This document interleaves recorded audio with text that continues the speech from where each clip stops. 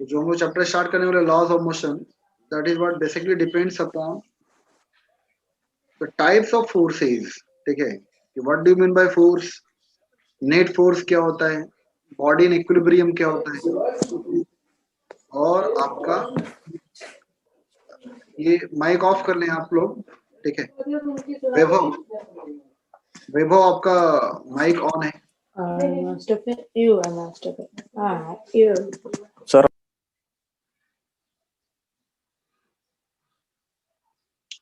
हाँ, तो सबसे पहले हम लोग पढ़ने वाले हैं क्या कि एक फोर्स का मतलब क्या होता है। ठीक है, क्योंकि चैप्टर ही का नाम है लॉज ऑफ मोशन। तो कभी भी बॉडी में मोशन क्रिएट करने के लिए, चेंज इन स्टेट क्रिएट करने के लिए, वहां पे रिक्वायर्ड क्या आपका फोर्स। और ये भी जरूरी नहीं कि आप जिस बॉडी पर फोर्स लगा रहे हैं वहां पर आपका चेंज इन स्टेट हो, ये जरूरी नहीं। क्योंकि आपको पता है क्या, if you are applying the force against the heavier object, जाके हम ट्रेन पे फोर्स लगा रहे हैं, हम दीवार पर जाकर फोर्स लगा रहे हैं, तो वहां पर बॉडी चेंज इन स्टेट होगा क्या, नहीं। ठीक है, तो हर केस में आपका चेंज इन स्टेट में पॉसिबिलिटी नहीं है। तो आखिर चेंज इन स्टेट के लिए नेट फोर्स क्या होना चाहिए, वो हम लोग पढ़ेंगे इस चैप्टर में लॉज ऑफ मोशन में, डिफरेंट केसेस के लिए। कि अगर पुली है तो क्या होगा, अगर हम एक ऑब्जेक्ट को स्ट्रिंग से, धागे से लगाकर अगर फोर्स लगाते हैं, तो what is the net force on that body. तो ये सारे डिफरेंट केसेस आपको इस चैप्टर में पढ़ना है कि व्हाट इज मोमेंटम। ठीक है, जो कंटेंट है इस चैप्टर का कैसा है, तो सबसे पहले आपको पढ़ना है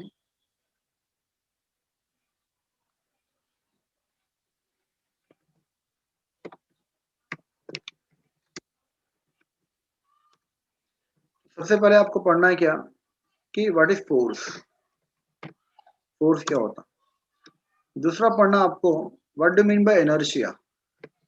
ठीक है, थर्ड पढ़ना है आपको कि लॉज ऑफ मोशन क्या होता है।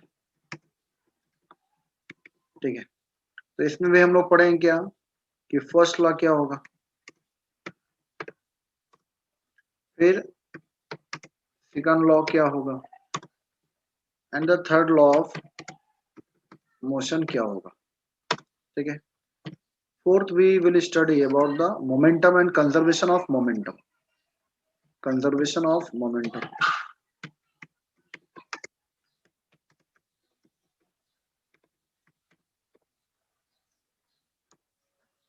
कंजर्वेशन ऑफ मोमेंटम क्या होता, we will study in this unit. Okay, after that, ठीक है, कंजर्वेशन ऑफ मोमेंटम के बहुत सारे न्यूमेरिकल्स है जो आपके एंट्रेंस में आते। ठीक है, तो वो भी देखेंगे। उसके बाद जो है आपका न्यूटन्स थर्ड लॉ में आपका action is equal to reaction but in opposite direction जो है, इसमें हम लोग पढ़ेंगे क्या, recoil velocity of gun, recoil velocity of gun which is based upon the Newton's third law, action is equal to reaction.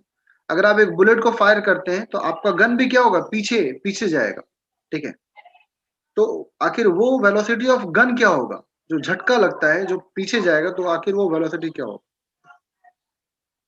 ठीक है, फिर हम लोग पढ़ेंगे इम्पल्स के बारे में कि इम्पल्स क्या होता। तो इम्पल्स का इंफॉर्मेशन इसी यूनिट में कि what is impulse, average force into time.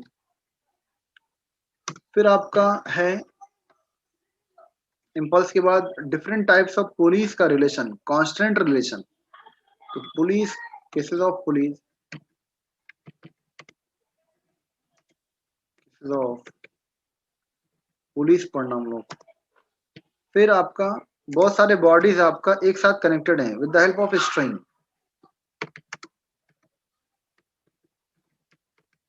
Bodies connected in strings. ठीक है, तो ये सब डिफरेंट केसेस आपको पढ़ना है। और लास्ट में पढ़ना है फ्रिक्शन, क्या पढ़ना है, फ्रिक्शन। फ्रिक्शन में भी जो है आपका डिफरेंट टाइप्स है कि स्टैटिक फ्रिक्शन क्या होता है, मैक्सिमम स्टैटिक फ्रिक्शन मतलब लिमिटिंग फ्रिक्शन क्या है, फिर काइनेटिक फ्रिक्शन क्या है, और रोलिंग फ्रिक्शन क्या है। तो फ्रिक्शन का हम लोग बाद में देखेंगे, पहले हम लोग को इतना क्लियर करना है। और वो आज नहीं होगा, इसको कवर करने में अच्छे से 3-4 दिन का टाइम लगेगा।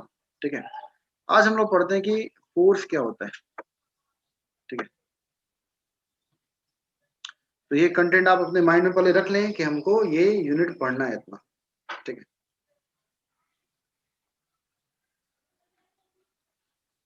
अब देखिए, सबसे पहले फोर्स की बात करें।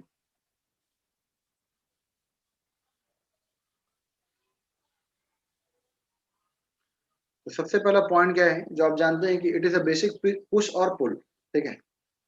तो पुश और पुल तो सभी को जानते हैं कि फोर्स का डेफिनेशन में पुश और पुल आता है कि नहीं।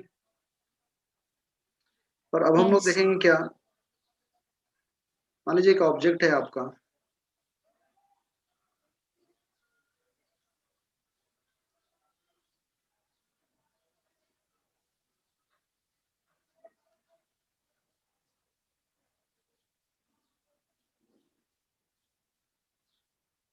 तो सबसे पहले क्या है कि आपका जब फोर्स एक्ट होता है किसी बॉडी पर, पहला पॉइंट, फर्स्ट पॉइंट, किसी ऑब्जेक्ट पर अगर आपका फोर्स एक्ट हो रहा है तो वहां पर क्या होगा, तो वहां पर होता है change in the magnitude of motion of the body. First point आपको याद रखना है, जो बेसिक है वो तो आपको पता है कि इट इज अ पुश और पुल, ठीक है।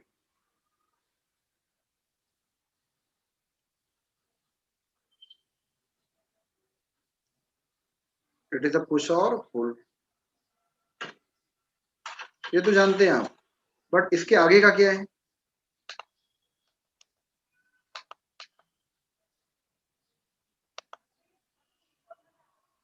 इट इज अ पुश और पुल विच may changes, which may changes the magnitude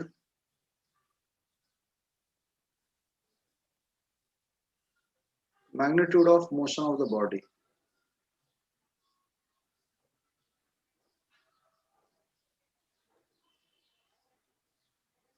magnitude of the motion of body, ठीक है। तो फर्स्ट पॉइंट आपको याद रखना है कि इट इज अ पुश और पुल विच में, वर्ड पे ध्यान देना है, जरूरी नहीं कि वहां पर चेंज होगा ही, ठीक है। अगर आपका ऑब्जेक्ट बहुत ही बड़ा है, मान लीजिए ट्रेन है, ठीक है, तो आप उस पर कितना भी फोर्स लगाइए, आपके फोर्स के कारण वहां पर ट्रेन में चेंजेस होगा क्या, नहीं होगा, ठीक है।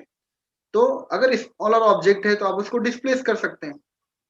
तो अगर आपका मान लीजिए ऑब्जेक्ट क्या था, u is equal to what, zero, u is equal to what, zero, आपने फोर्स लगाया, अब यहाँ पर क्या आएगा, कुछ फाइनल वेलोसिटी आएगा, क्या हुआ, फाइनल वेलोसिटी। तो इट इज अ पुश और पुल विच में changes the magnitude of motion of the body. Magnitude मतलब क्या, पहले बॉडी क्या था, रेस्ट पर, आपने फोर्स लगाया तो बॉडी क्या होगा, मूव करके कुछ वेलोसिटी गेन किया। मान लीजिए एक टेबल पर बुक है, एक टेबल पर मोबाइल रखा हुआ है, आप फोर्स लगा रहे हैं, तो फोर्स लगाना मतलब क्या, जो मोबाइल है, जो बुक है, वो क्या होगा, मूव करेगा, डिस्प्लेस होगा फ्रॉम इट्स इनिशियल स्टेट। तो जहां भी आपका चेंज इन स्टेट होगा तो वहां पर कुछ ना कुछ मोशन में क्या होता है, चेंजेस होगा, ठीक है। तो अगर आपका कोई ऑब्जेक्ट रेस्ट पर है तो after applying the force it gains the motion with some velocity. तो फोर्स क्या करता है, magnitude of motion of the जो ऑब्जेक्ट है वो चेंज करता है, ठीक है। और जरूरी नहीं कि आपका ऑब्जेक्ट रेस्ट पर है, ठीक है, जरूरी नहीं कि आपका ऑब्जेक्ट क्या रहे, रेस्ट पर रहे। कहने का मतलब क्या,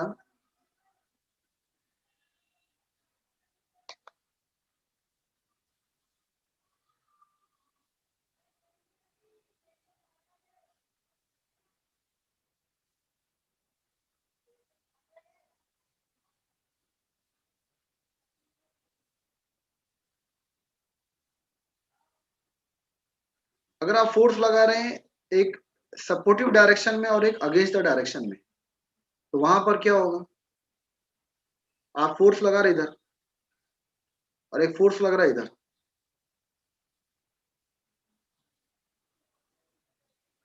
ठीक है। अब यहां मान लीजिए ऑब्जेक्ट आपका ऑलरेडी मूव कर रहा था with the speed of 10 metre पर सेकंड, 10 मीटर पर सेकंड, ठीक है। और आपने फोर्स लगाया यहाँ पर F। तो फोर्स लगाने से क्या होगा, बॉडी अगर आपका जिधर मोशन है उधर आप फोर्स लगा रहे हैं तो यहाँ पर हमेशा मैग्नीट्यूड क्या होता है, इंक्रीज करेगा, जो फाइनल वेलोसिटी है वो हमेशा क्या होगा, इंक्रीज करेगा, 10 से ज्यादा होगा। हमेशा आपको याद रखना है कि when force is applied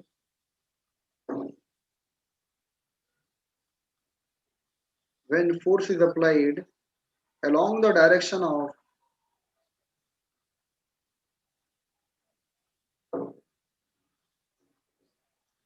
along the direction of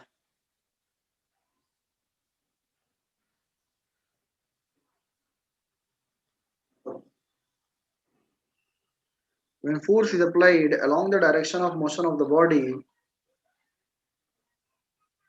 velocity increases.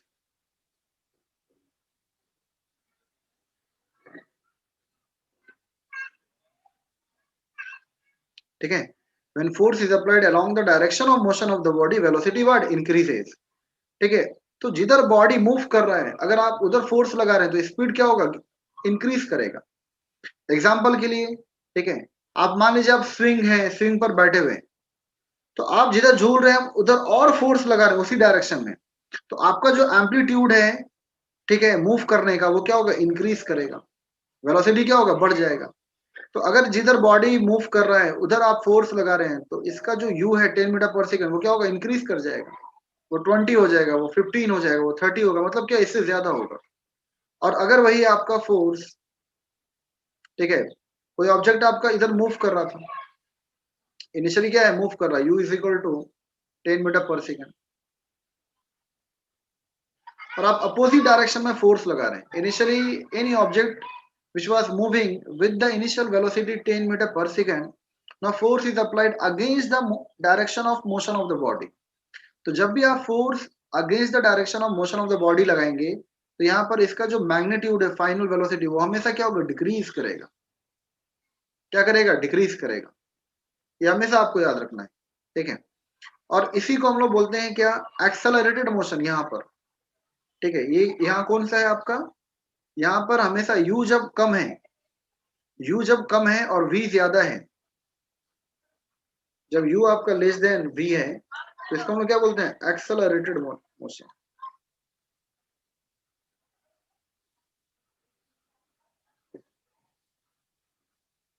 और यहाँ पर क्या हो रहा है, इनिशियली ऑब्जेक्ट आपका ज्यादा स्पीड से मूव कर रहा था, आप फोर्स लगा रहे हैं, वेलोसिटी क्या हो रहा है, चेंज हो रहा है, 9 मीटर पर सेकंड हो रहा है, 8 मीटर पर सेकंड हो रहा है। तो जहां भी आपका when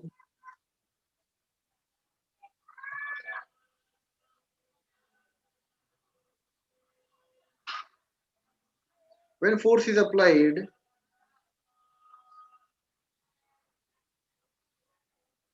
against the direction of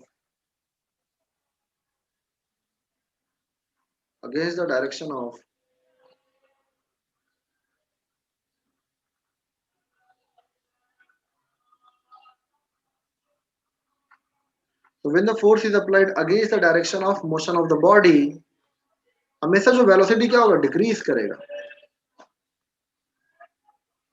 velocity decreases. ये हमेशा आपको कंसेप्ट याद रखना माइंड में, ठीक है। तो यहां पर क्या आपका u is greater than v, ठीक है, v आपका डिक्रीज कर रहा और v is what, less than u। तो यहाँ पे क्या होता है, रिटार्डेशन होगा। क्या होगा, रिटार्डेशन। हमेशा a क्या आएगा, नेगेटिव आएगा,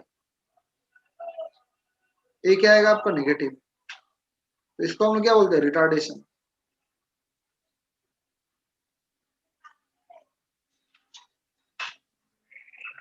ठीक है।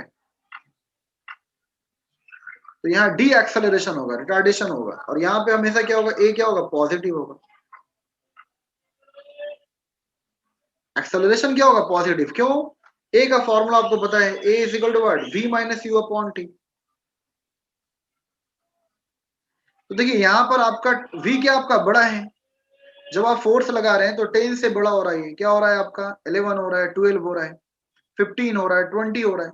तो 15 माइनस 10, यहाँ पे क्या होगा, पॉजिटिव 5। और टाइम कुछ लगेगा, जब आप फोर्स लगाएं तो इसका जो इनिशियल स्पीड था 10 मीटर पर सेकंड, वहां से v आने में कुछ भी टाइम लगेगा, 1 सेकंड है, 2 सेकंड है, तो टाइम का जो भी डिवाइड करेंगे एक पॉजिटिव क्वांटिटी आएगा। क्यों, क्योंकि ये बड़ा है, तो बड़ा माइनस छोटा क्या होगा, बड़ा आएगा, पॉजिटिव वैल्यू आएगा। पर यहाँ पर क्या हो रहा है आपका, ये वैल्यू क्या हो रहा है, डिक्रीज कर रहा है। तो मान ली 5 माइनस 10, यहाँ पर क्या आ रहा -5, जो भी टाइम हो, तो यहाँ नेगेटिव वैल्यू आएगा। क्या आएगा? Negative value. ठीक है, तो यहाँ पर आपका ये जो वैल्यू है क्या आएगा? पॉजिटिव। और यहाँ पर जो a is equal to v minus u upon t, ये वैल्यू क्या आएगा? नेगेटिव। तो जहां भी नेगेटिव आना मतलब क्या? रिटार्डेशन होना, डी एक्सेलरेशन होना। ठीक है, अब देखिए, आपको पता है क्या, जो फ्रिक्शन है, फ्रिक्शन भी यही काम करता। फ्रिक्शन भी क्या करता है? यही काम करता है। एक बॉल को आप रोल कर दीजिए और सरफेस पर, तो आप क्या देखेंगे कि 1 मिनट बाद, 2 मिनट बाद कहीं ना कहीं वो जाकर रुक जाता है, कहीं ना कहीं वो जाकर रुक जाता है। तो फ्रिक्शन क्या कर रहा है? किसी भी बॉडी के मोशन को कंट्रोल कर रहा है, अपोज कर रहा है। और फाइनली क्या होगा? किसी पॉइंट पर जाकर फाइनली क्या होगा? रेस्ट पर आएगा, जीरो आएगा। तो फ्रिक्शन भी यही काम करता है कि friction word against the motion of the body लगता है। क्या लगता है? Against the motion of the body. ठीक है, एक ऑब्जेक्ट को आप ऊपर थ्रो कीजिए, एक ऑब्जेक्ट क्या आपका ऊपर थ्रो कीजिए। ठीक है, तो यहां पर क्या हो रहा है आपका? आपने वेलोसिटी किधर दिया है? ऊपर दिया, पर हर पॉइंट पे ग्रेविटी किधर लग रहा है आपका? Gravity is word acting vertically downward, vertically downward.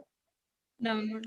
तो आपने जो डायरेक्शन ऑफ मोशन है ऊपर दिया, कि ऑब्जेक्ट आपका ऊपर जा रहा है, but always the gravity is what? Acting vertically downward direction, जी। तो फोर्स है ये, gravity is what? One of the type of force exerted by earth surface, acceleration due to gravity. तो नीचे क्या लगता है? किसी भी ऑब्जेक्ट का वेट mg। ठीक है, फोर्स क्या लग रहा है? mg। जो भी ऑब्जेक्ट का मास है, अगर आपका मास है m, तो m इंटू जी, फोर्स क्या लग रहा है? डाउनवर्ड डायरेक्शन में। So when the bodies were travelling against the direction of motion of the body, तो क्या होगा? इसका वेलोसिटी क्या होगा? बार बार क्या होगा? डिक्रीज करेगा। और आप देखेंगे किसी पॉइंट पर वो जाकर क्या होगा? रुक जाता है। क्यों? क्योंकि ये पॉइंट हो रहा है कि when the force is applied, when the force is applied against the direction of motion of the body, velocity क्या होगा? डिक्रीज। और एक समय पर क्या होगा? जीरो होगा। एक समय पर क्या होगा आपका? जीरो होगा। ठीक है, तो ये आपको पॉइंट याद रखना है। पहला पॉइंट ये था कि इट इज अ पुश और पुल है, but which may changes the magnitude of motion of the body.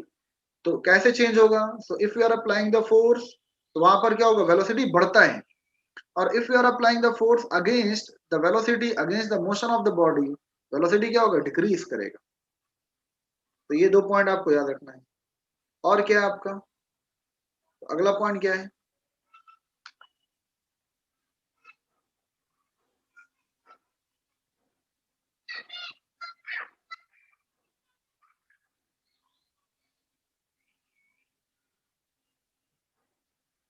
अब देखिए सेकंड पॉइंट क्या है। ठीक है,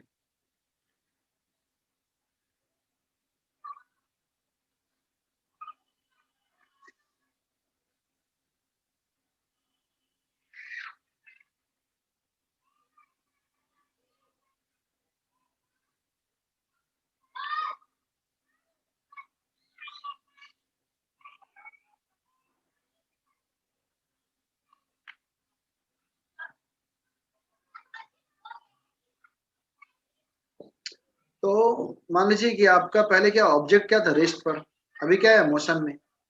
तो फोर्स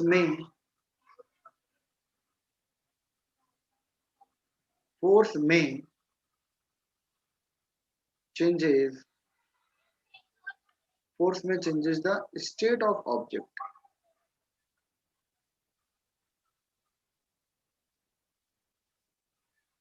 फोर्स में changes the state of object, that is from rest to motion.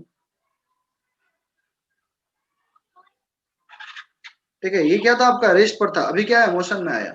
या फिर जब फोर्स आप अगेंस्ट द, मान लीजिए ऑब्जेक्ट आपका ऑलरेडी मूव कर रहा है विथ इनिशियल वेलोसिटी, कुछ है मान लीजिए आपका 10 मीटर पर सेकंड। अब जब फोर्स लगा रहे हैं अगेंस्ट, तो इसका वेलोसिटी क्या होगा? बार बार क्या होगा? कम। और एक समय क्या होगा आपका? v क्या होगा? जीरो। v क्या होगा? जीरो। तो from motion to rest, motion to rest, ठीक है। तो फोर्स में changes the state of object, force में changes the state of object, that is from rest to motion, ठीक है, या फिर मोशन से कहां पर आएगा, रेस्ट पर आएगा। तो ये कौन काम करता है, Yes. It is the force. तो force have a tendency to change in state of the object, either if the object is initially in the rest, then due to the action of force body comes in the motion, or if initially the body is in motion, so due to the influence of force, due to the action of force, body comes in rest। तो ये दोनों आपका case possibility. Third point क्या है, ठीक है, third point क्या है जो बहुत ही इंपॉर्टेंट है, force changes the direction of the body.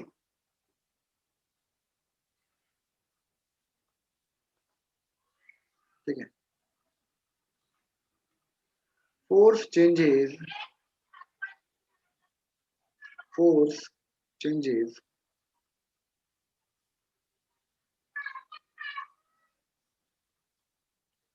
the direction of the body।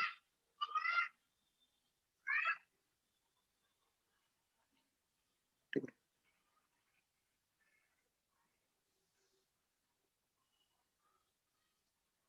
तो ये इंपॉर्टेंट पॉइंट है, आपको याद रखना है।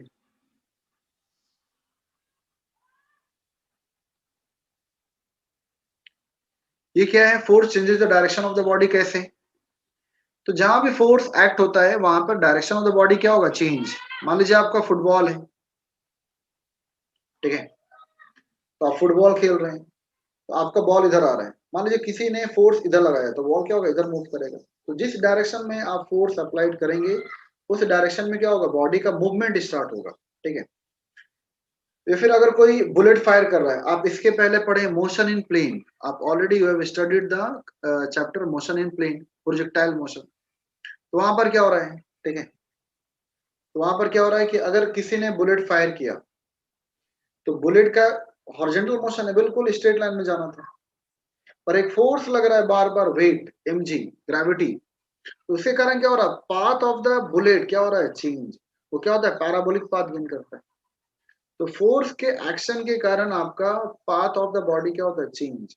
आप अभी आगे जाकर पढ़ेंगे कि when the charge particle is moving in the region of uniform magnetic field, क्या पढ़ेंगे आप, when the charge particle is moving in the region of uniform magnetic field, तो वहां पे वो सर्कुलर पाथ गेन करता है, क्या करता है, सर्कुलर पाथ।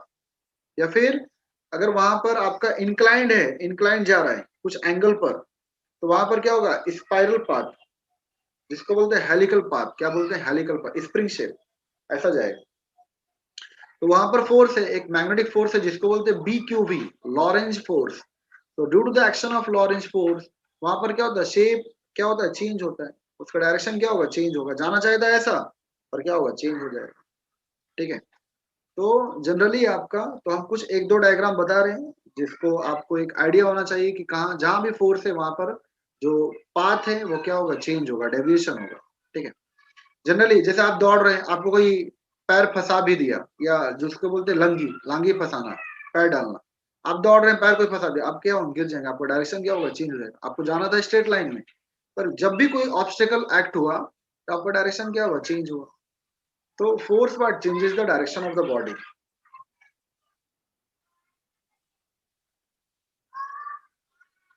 तो ये इंपॉर्टेंट है, कैसे, तो मान लीजिए एक बुलेट किसी ने फायर किया,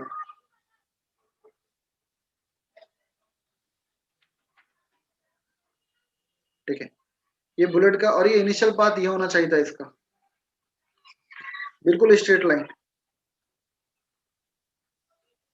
ठीक है, इनिशियल वेलोसिटी, क्योंकि आपने इनिशियल वेलोसिटी इस डायरेक्शन में दिया है। ठीक है, अब क्या होगा यहाँ पर, तो आपने बुलेट को फायर किया, मान लीजिए जो फायरिंग स्पीड है u इज इक्वल टू, तो कुछ भी मान लीजिए 5 मीटर पर सेकंड है, तो ये हमेशा स्ट्रेट लाइन में जाएगा क्या, नहीं। आपने मोशन किधर दिया, डायरेक्शन ऑफ मोशन इधर है, ठीक है, डायरेक्शन ऑफ मोशन किधर है, इधर है, पर फोर्स कहाँ लग रहा है इसका, हर पॉइंट पे क्या लग रहा है, ग्रेविटी। तो क्या होगा आपका अर्थ, अगर ये आपका ग्राउंड है, ठीक है, तो इसका पाथ क्या होगा, ये चेंज होगा। बुलेट कहां पर आएगा, ऐसा आएगा, ठीक है, क्यों, due to the action of gravity. हर पॉइंट पे क्या लग रहा है आपका, ग्रेविटी लग रहा है, ठीक है। तो due to the action of gravity ये पाथ क्या होगा, इसका चेंज हो जाएगा, क्या होगा, चेंज, ठीक है। बुलेट यहां पर आ जाएगा,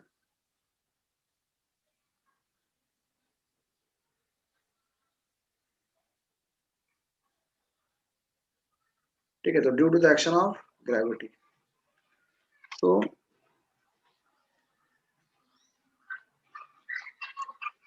due to the influence of due to the action of gravity,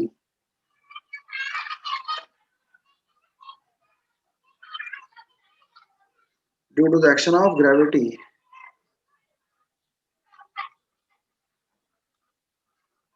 bullet deviates its path from initial direction।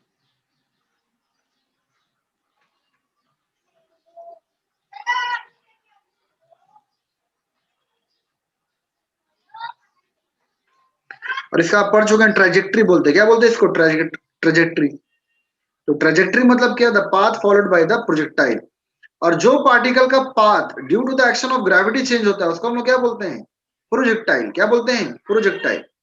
ऐसा नहीं कि प्रोजेक्टाइल आप सभी को बोलते नहीं, वैसे पार्टिकल जो स्पेस में ट्रैवल करते हैं और due to the action of gravity जिनका पाथ क्या होता है, change, that particle is called what, projectile. तो यहाँ भी बुलेट क्या हो रहा है, या फिर एक एरो है विच इज रिलीज फ्रॉम बो। अगर आप एक तीर को जो एरो को तीर से अगर आप छोड़ रहे हैं कमान से, तो वहां भी क्या होगा, एक्शन ऑफ ग्रेविटी कारण क्या होगा, पाथ क्या होगा, चेंज होगा। So due to the action of gravity, bullet deviates its path from the initial direction। तो फोर्स के कारण क्या होता है, डायरेक्शन आपका चेंज होता है, ठीक है।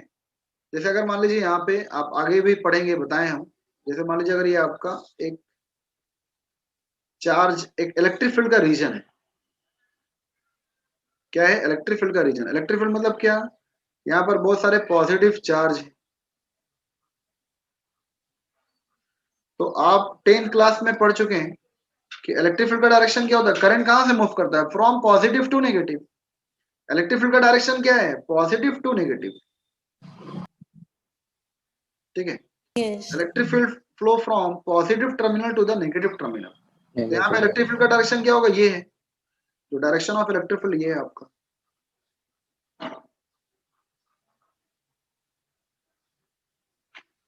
This is the direction of electric field.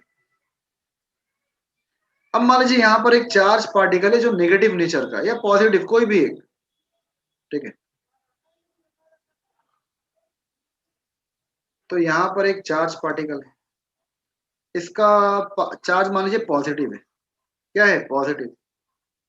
और आप ये इलेक्ट्रिक फील्ड के रीजन में आप थ्रो कर रहे हैं, इलेक्ट्रिक फील्ड के रीजन में आपने थ्रो किया, तो इसको जाना चाहिए था, ऐसा स्ट्रेट लाइन है, बिल्कुल बिल्कुल हॉरिजॉन्टल पाथ में जाना था।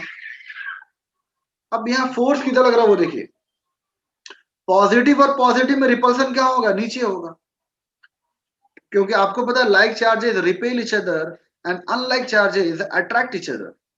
तो यहाँ पॉजिटिव पॉजिटिव में क्या होगा, रिपल्सन, और नेगेटिव पॉजिटिव में क्या होगा, अट्रैक्शन। तो इसके कारण क्या होगा, Attraction. पाथ क्या होगा, चेंज। तो ये क्या होगा, पैराबोलिक पाथ, क्या होगा, parabolic path. Parabolic path. Force changes the direction of the body, ये थर्ड पॉइंट आपको याद रखना है और नोट्स में लिख लेना आपको, force changes the direction of body. अगला पॉइंट क्या है, ठीक है, अगला पॉइंट इंपॉर्टेंट है। इसके बाद फिर हम लोग जो बताएंगे फोर्स के और इनर्शिया का रिलेशन बताएंगे, ठीक है। तो अगला पॉइंट क्या है कि अगर मान लीजिए आपका एक ऑब्जेक्ट रखा हुआ है,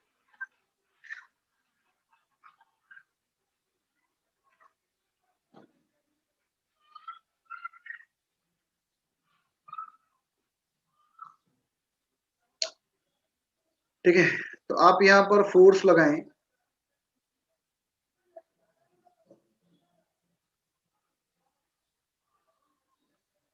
अब देखिए आप किसी बॉडी पर फोर्स लगाएं एफ, क्या लगाएं, एफ। तो due to the action of force कभी कभी शेप क्या होता है, चेंज, बॉडी का शेप क्या होगा, चेंज हो जाएगा, ठीक है। पर यहाँ पर फोर्स अभी एक्ट हुआ है, फोर्स अभी लगा हुआ है, but after the removal of force, ठीक है,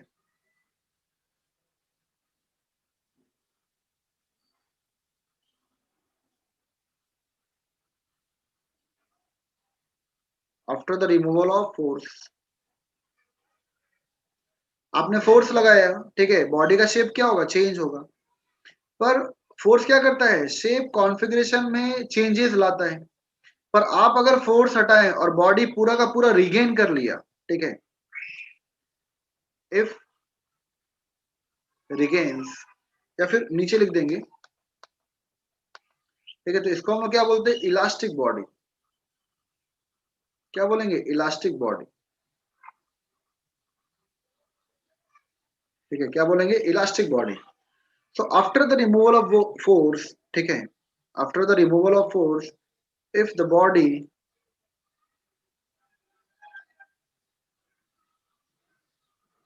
after the removal of force, if the body regains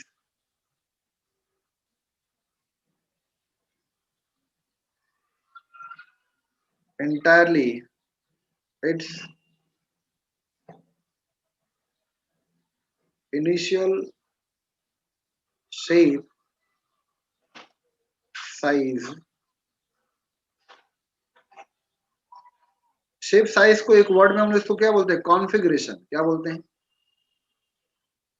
configuration. So after the removal of force, if the body regains entirely its initial shape size, the body is said to be, body is called, body is called elastic body.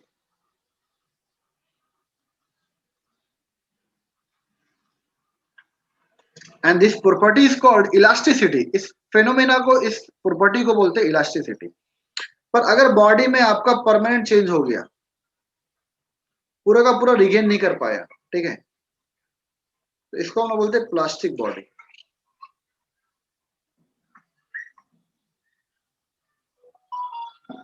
ठीक है। तो यहां पर क्या है,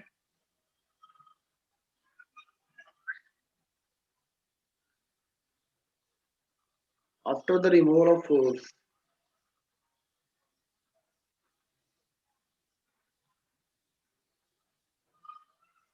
after the removal of force, if the body, after the removal of force, if there is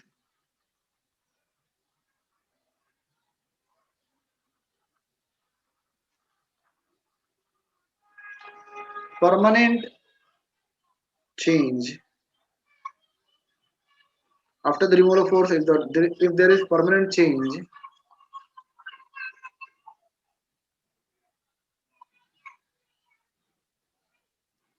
deformation in the body,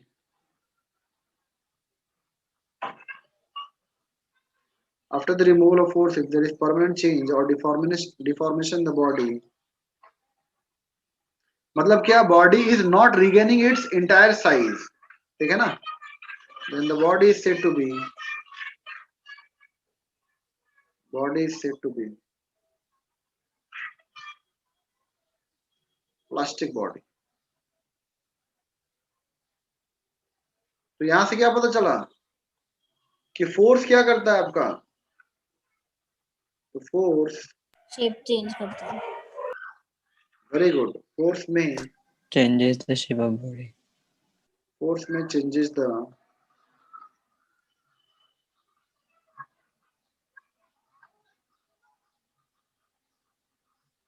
force में changes the shape, size, configuration of the body,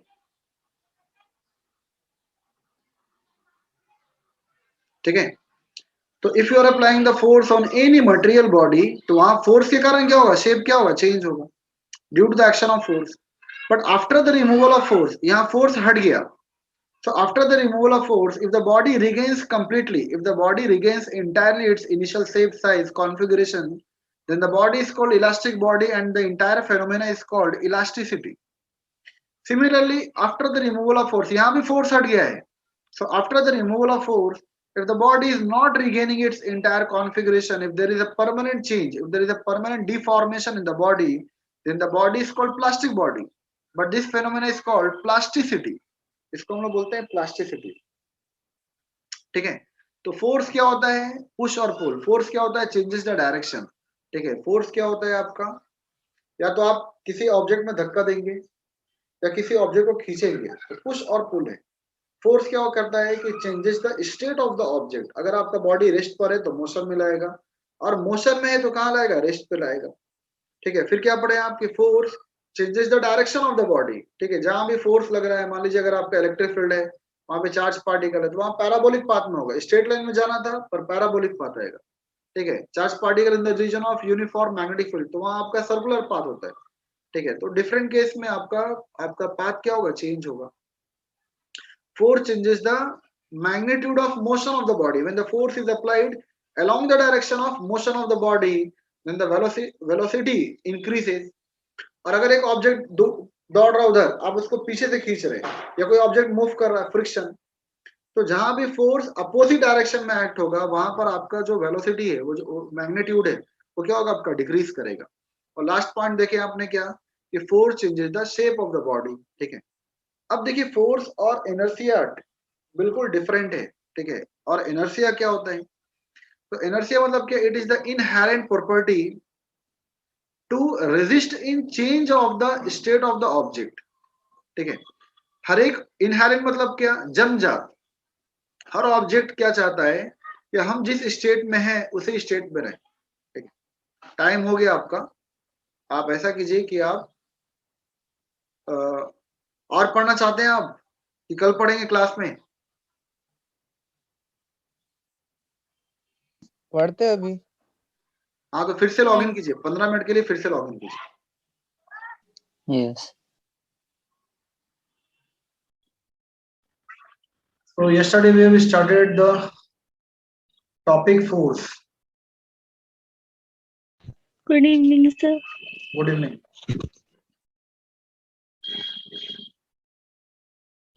ठीक है. तो हम लोग स्टार्ट किए थे फोर्स. तो 3-4 point हम लोग पढ़ चुके थे. क्या कि फोर्स क्या होता है? तो force is a tendency, the ability which may changes the state of an object. अगर बॉडी रेस्ट पर है तो बॉडी मोशन में आएगा, अगर मोशन में है तो रेस्ट पर आएगा. अगर आप फोर्स लगाएंगे नहीं तो बॉडी जो रुका है कभी भी चेंज इन स्टेट नहीं कर सकता. दूसरा हम लोगों ने पढ़ा था क्या कि अगर आप फोर्स लगा रहे हैं तो वहां पर चेंज इन मैग्नीट्यूड होता है. ठीक है. अगर एक बॉडी मूव कर रहा है उसी डायरेक्शन में अगर आप फोर्स लगा रहे हैं तो उसका वेलोसिटी क्या होगा? उसका जो मोशन होगा वो क्या होगा? इंक्रीज करेगा. And if you are applying the force against the direction of motion of the body, ठीक है, तो वहां पर हमेशा जो वेलोसिटी, जो स्पीड है, जो मोशन है, वो डिक्रीज करेगा. फिर हम लोगों ने पढ़ा था क्या? द फोर्स में changes the direction of the body. फिर नेक्स्ट पॉइंट हम लोगों ने पढ़ा था क्या कि फोर्स में changes the configuration of the body. उसका जो एरिया है, उसका जो साइज है, उसका जो वॉल्यूम है, वो चेंज कर सकता है. If you are applying the force on any material body and due to action of force, if there is deformation in the body, if there is a permanent change in the body, तो अगर आप force हटा रहे हैं, after the removal of force, if the body regains completely, if the body restore completely, then such type of body is called elastic body. और जहां भी body में परमानेंट चेंज होता है, जहां भी बॉडी रिगेन नहीं कर पाता, जहां भी बॉडी में डिफॉर्मेशन हो गया, चेंजेस हो गया, तो वैसे बॉडी को हम लोग बोलते हैं प्लास्टिक बॉडी. क्या बोलते हैं? Plastic body. ठीक है. अब देखिए आगे हम लोग बढ़ते हैं. तो कल हम लोगों ने पढ़ा था क्या? फोर्स.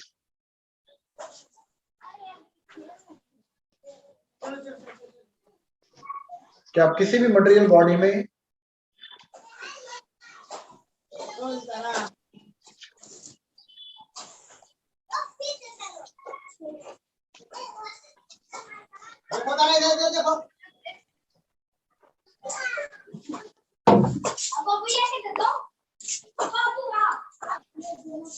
माइक बंद कर लीजिए. आपको बर्ब अक्सा कादरी, नाहिद परवीन, आपको पता होना चाहिए माइक बंद करना है. आपके वजह से सबको डिस्टर्ब होता. ठीक है. तो इनिशियली अगर आपका ब्लॉग रेस्ट पर है ठीक है, तो इसको मोशन में लाने के लिए क्या लगाना पड़ेगा? फोर्स। और अगर कोई ऑलरेडी बॉडी मोशन में है तो इसको रोकने के लिए क्या लगाना पड़ेगा? फोर्स। तो फोर्स में changes the state of an object. अब देखिए, ये तो कल हम लोगों ने देखा था। अब हम लोग को देखना है क्या? इसका यूनिट जो इंपॉर्टेंट है, जो बहुत ही इंपॉर्टेंट है, वो आज हम लोग को देखना है। और ये हर बुक में नहीं मिलता, और इसके ऊपर न्यूमेरिकल भी आपका जेईई नीट में न्यूमेरिकल भी आता। तो अगर हम यूनिट ऑफ फोर्स की बात करें, जिस तरह मास का यूनिट क्या होता है? Kilogram, SI. ठीक है, और सीजीएस क्या होता है? ग्राम। ठीक है, जिस तरह वर्क का यूनिट क्या होता है? जूल, और सीजीएस क्या होता है? अर्ग। तो इस तरह फोर्स का एसआई यूनिट क्या होता है? तो सबसे पहले आपको पता होना चाहिए कि फोर्स का दो यूनिट होता है, एसआई में भी और सीजीएस में भी। एक को बोलते हैं एब्सोल्यूट यूनिट और दूसरे को बोलते हैं ग्रेविटेशनल यूनिट। ठीक है, तो अगर हम यूनिट ऑफ फोर्स की बात करें तो इसका दो यूनिट है।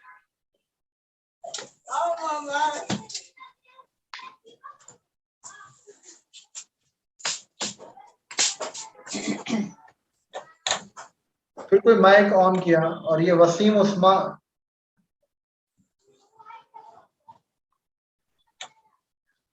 ये नाहिद परवीन,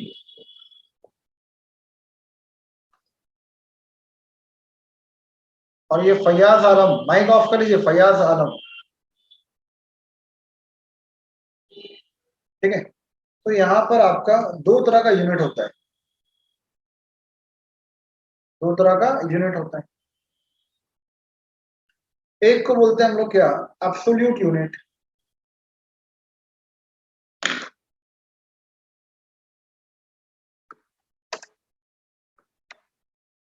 ठीक है, और दूसरे को हम लोग बोलते हैं ग्रेविटेशनल यूनिट।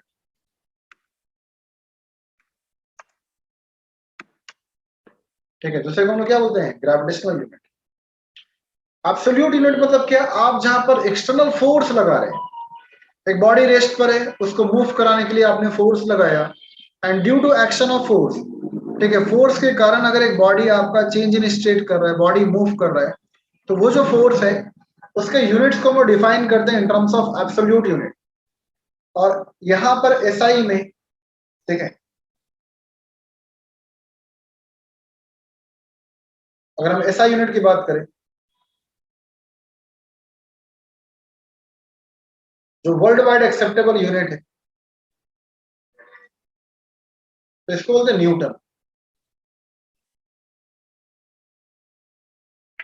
और कोई भी साइंटिस्ट के नाम पर यूनिट होता है, that is what denoted by capital N, capital N. और अगर हम सीजीएस यूनिट की बात करें,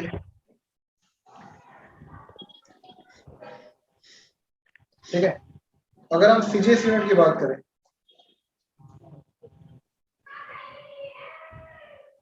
तो यहां पर क्या होता है आपका? डाइन।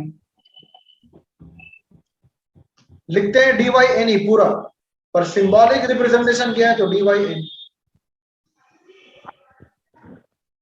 जिस तरह मोल, एमओएलई पूरा लिखते हैं, पर सिंबल क्या आपका? तो एमओएल। सिंबल क्या आपका? एमओएल। ठीक है, तो इस तरह भी आपका जो रिप्रेजेंटेशन है आपका न्यूटन का, किसी भी साइंटिस्ट के नाम पर जो यूनिट होता है always denoted by capital letter. ठीक है, जैसे अभी आप चार्ज का यूनिट जानते हैं, कूलम, तो कूलम इज वर्ड एक साइंटिस्ट का नाम है, तो इसलिए हम लोग चार्ज का यूनिट क्या होता है? कूलम मतलब क्या? Capital C. कैपेसिटेंस का यूनिट आएगा फराडे, फराड, तो कैपिटल एफ। उस तरह फोर्स का यूनिट क्या है? न्यूटन। ठीक है, अब देखिए 1 न्यूटन मतलब क्या? आपको बेसिक पता है, अगर हम डायमेंशनल फॉर्मूला निकाले, यूनिट बताएं, तो 1 न्यूटन मतलब क्या? अगर 1 केजी का ब्लॉक है, ठीक है, और उसमें 1 मीटर पर सेकंड स्क्वायर का एक्सेलरेशन हो रहा है, ठीक है, अगर एक 1 केजी का ब्लॉक है और उसमें 1 मीटर पर सेकंड स्क्वायर का एक्सेलरेशन अगर क्रिएट हो रहा है, then the force required, then the force applied is called 1 Newton. ठीक है, if 1 kg of block accelerated by 1 meter per second square of acceleration, then the force applied, then the force required is called 1 Newton. उस तरह 1 dine क्या होगा? तो अगर 1 ग्राम का particle है और उसमें 1 सेंटीमीटर पर सेकंड स्क्वायर का एक्सेलरेशन जनरेट हो रहा है, तो ये जो फोर्स है सीजीएस में इसे हम लोग बोलते हैं 1 डाइन। क्या बोलते हैं? 1 डाइन। अगर हम रिलेशन देखेंगे 1 न्यूटन का और डाइन का, तो क्या आएगा? ठीक है, जैसे 1 न्यूटन इज इक्वल टू, यहाँ पे केजी है, किलोग्राम, और डाइन में क्या आपका ग्राम है, तो 1 केजी में कितना ग्राम? तो 1000 ग्राम। ठीक है, हम न्यूटन के फॉर्मूला में सीजीएस का वैल्यू पुट कर रहे हैं, ठीक है, ताकि एक रिलेशन मिले आपको एसआई के बीच और सीजीएस यूनिट के बीच। तो 1 न्यूटन में 1 केजी है आपका, तो 1 किलोग्राम में हाउ मच ग्राम? तो 10 का पावर 3, 1000 ग्राम। उस तरह यहाँ पे 1 मीटर है, तो 1 मीटर में कितना सेंटीमीटर? तो 100 सेंटीमीटर। 1 मीटर में कितना सेंटीमीटर? तो 100 सेंटीमीटर। यहाँ भी सेकंड है, यहाँ भी सेकंड है, तो यहाँ पे क्या आएगा आपका? 10 का पावर 3, 10 का पावर 2, क्या आएगा आपका? 10 का पावर 5। यहाँ पे क्या होगा? ग्राम सेंटीमीटर इसका पावर -2। अब देखिए ये 1 को हटा दीजिए, क्योंकि आप 1 लिखिए ना लिखिए एक ही बात है। तो ये ग्राम सेंटीमीटर पर सेकंड स्क्वायर, ये ग्राम सेंटीमीटर पर सेकंड स्क्वायर को हम लोग क्या बोलेंगे? 1 डाइन। तो यहाँ से 1 newton is equal to 10 to the power 5, और ये ग्राम सेंटीमीटर पर सेकंड स्क्वायर को हम लोग क्या बोलेंगे? डाइन। तो ये आपका रिलेशन है, ठीक है, ये आपका रिलेशन है एसआई और सीजीएस यूनिट के बीच, एसआई और सीजीएस यूनिट के बीच। ठीक है, तो एब्सोल्यूट यूनिट मतलब क्या है? जहां भी आपने किसी मटेरियल बॉडी पर फोर्स लगाया है और उसके कारण अगर बॉडी में आपका एक्सेलरेशन जनरेट हो रहा है, तो वो फोर्स का एसआई यूनिट होता है न्यूटन, और सीजीएस क्या होता है? डाइन। अब देखिए एक होता है ग्रेविटेशनल यूनिट, ये क्या है? तो आपने एक बॉडी को यहाँ पर रिलीज किया, ठीक है, एक बॉडी को आप यहाँ रिलीज कर रहे हैं, आपकी फोर्स नहीं लगा रहे, ठीक है, ठीक है, आपकी फोर्स नहीं लगा रहे, आपने बस बॉडी को रिलीज किया। तो यहाँ पर क्या हो रहा है? Due to gravity, due to attraction force of earth, ठीक है, due to earth attraction body क्या हो रहा? मूव कर रहा है। पहले आपने फोर्स का डिफिनेशन पढ़ा किया, फोर्स में changes the state of an object. तो यहाँ पे अप्लाइड फोर्स जहां भी है वहां पर यूनिट आपका डिफाइंड होता है एब्सोल्यूट यूनिट के टर्म में। पर जहां भी ग्रेविटी के कारण, जहां भी अट्रैक्शन फोर्स ऑफ अर्थ के कारण बॉडी एक्सेलरेट हो रहा है, बॉडी मूव कर रहा है, बॉडी में वेलोसिटी है, तो वहां पर फोर्स का यूनिट होता है ग्रेविटेशनल यूनिट, ठीक है, और इस पर बहुत सारे क्वेश्चंस में यूज होते हैं, ठीक है। तो यहां पर यूनिट क्या होता है? तो यहां जो ऐसा यूनिट होता है,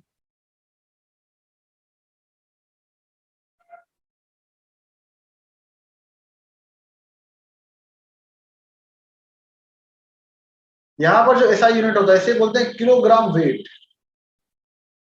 या फिर बहुत सारे बुक में लिखता है किलोग्राम फोर्स। तो this is the SI unit. तो आपको पता होना चाहिए कि फोर्स का 2 एसआई यूनिट है, एक न्यूटन और एक है आपका किलोग्राम वेट या किलोग्राम फोर्स, ठीक है। तो यहाँ 1 किलोग्राम वेट, अगर आपका ग्रेविटी का वैल्यू 9.8 मीटर पर सेकंड स्क्वायर है, तो यहां से 1 kilogram weight is equal to 9.8 newton होगा। ये रिलेशन है, ठीक है, 1 किलोग्राम फोर्स या 1 kilogram weight is equal to 9.8 newton. पर अगर आपका ग्रेविटी अप्रोक्स में आप ले रहे हैं 10 मीटर पर सेकंड स्क्वायर, तो यहां जो किलोग्राम वेट आएगा 1 kilogram weight is equal to 10 newton, ठीक है। तो ये आपका रिलेशन है जो आपको याद रखना है।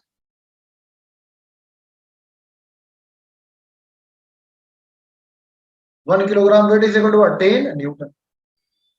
और यहाँ पे सीजीएस यूनिट क्या होता है? तो सीजीएस यूनिट होता है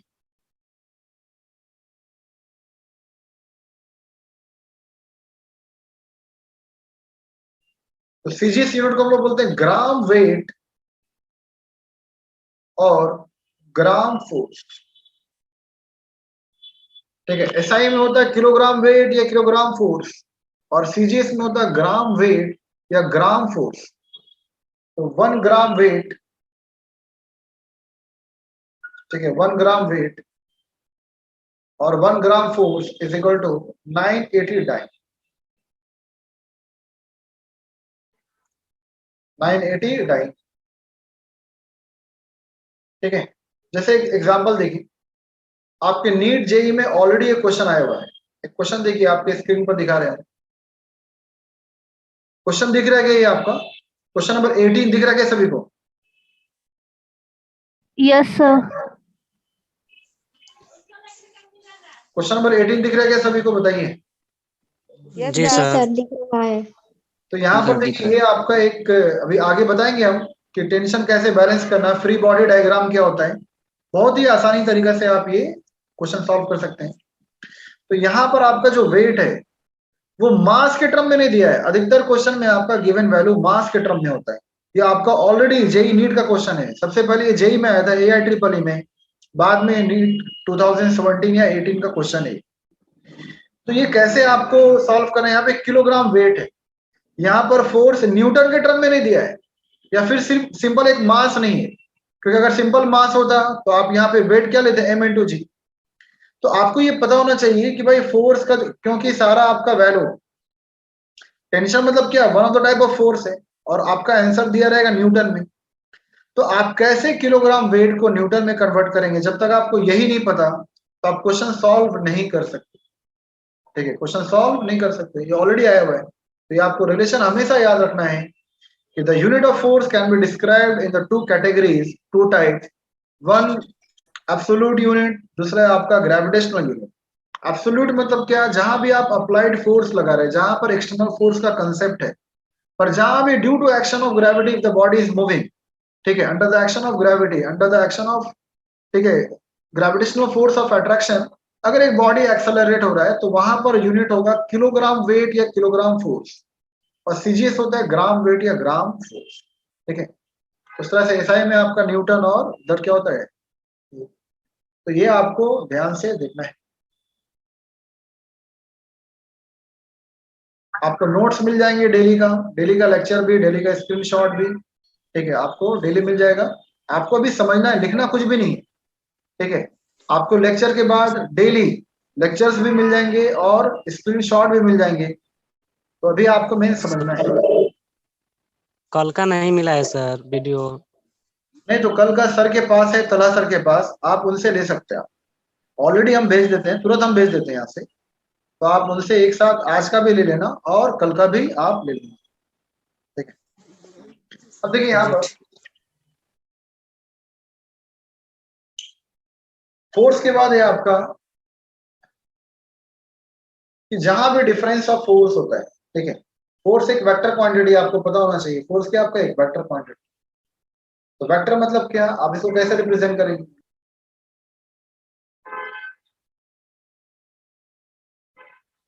ठीक है, तो यहाँ पर तीनों कंपोनेंट हो सकता है, एफ एक्स आई भी, एफ वाई जे भी, और एफ जेड के। मतलब आप जो फोर्स लगा रहे हैं, मधिया माइक ऑफ कर लीजिए आप। ठीक है, तो यहाँ पे क्या आपका, कि आप जहां भी फोर्स लगा रहे हैं वहां पे हो सकता है कि आपका फोर्स एक ही डायरेक्शन में जाए। मतलब क्या, आपने बॉडी फोर्स लगाया, एक ऑब्जेक्ट रखा हुआ है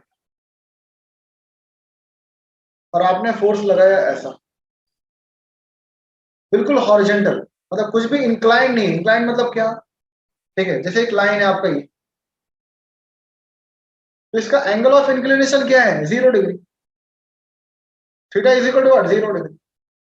अगर आपके पास चांद है, मतलब जो प्रोटेक्टर है एंगल मेजर करने के लिए, आप देखिएगा जो सबसे बेस लाइन होता है हॉरिजॉन्टल, वहां एंगल क्या होता है, 0 डिग्री। पर अगर हम इसी लाइन को ऐसा रख दें, इसी लाइन को ऐसा, अब यहाँ पर क्या है, कुछ ये इंक्लाइंड है, कुछ एंगल ऑफ इंक्लिनेशन है from the horizontal, from the ground, theta है। जो भी है 30 डिग्री है 45 डिग्री, अगर आप इसी लाइन को ऐसा रख रहे हैं तो इसका एंगल और क्या हुआ, बढ़ा।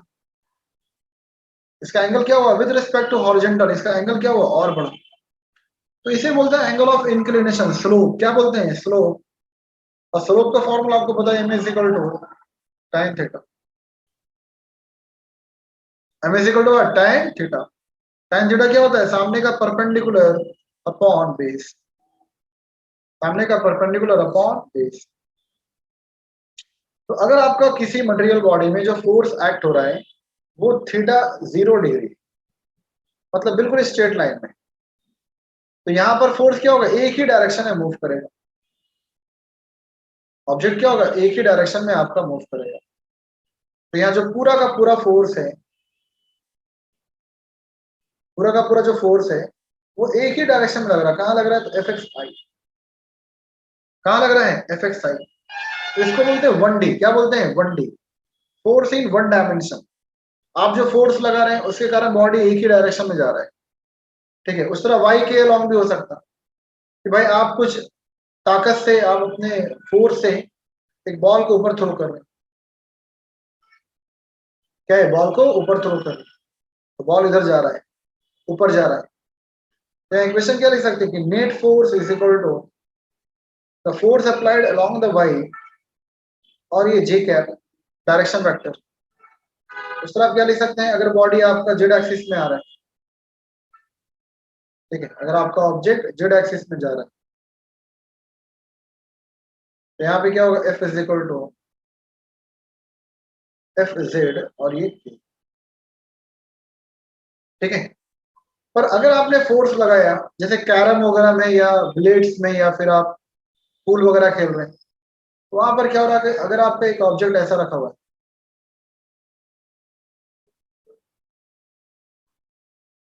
और आपने फोर्स लगाया यहाँ पर कुछ एंगल पर, तो यहाँ क्या होगा, बॉल का कुछ मूवमेंट ये इंक्लाइंड होगा। इंक्लाइंड मतलब क्या, ठीक है, बॉल ऐसा जा रहा है, बॉल ये आपका ऐसा जा रहा है, मतलब क्या, ये कुछ हॉरिजॉन्टल डिस्टेंस भी ट्रेवल किया इतना दूर, और ये वर्टिकल डिस्टेंस भी ट्रेवल किया, ठीक है। जब बॉल ऐसा गया, बॉल जाना ऐसा मतलब क्या, ठीक है, इसका कुछ हॉरिजॉन्टल कंपोनेंट भी है और इसका वर्टिकल कंपोनेंट भी है, वाई भी है और ये एक्स भी है।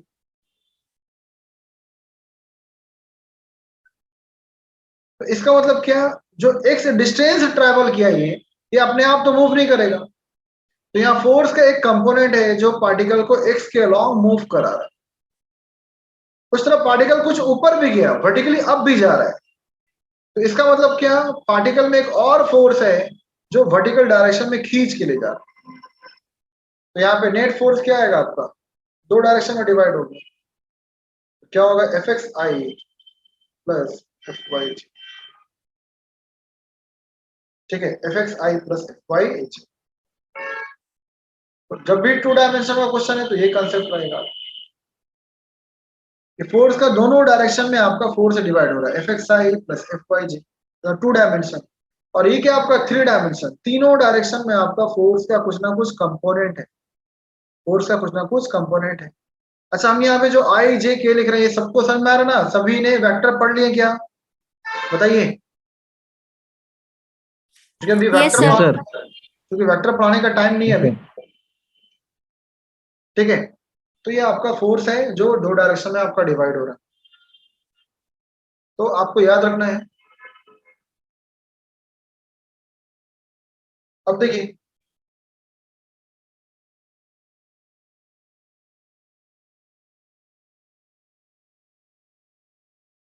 अगर एक बॉडी मूव करता है,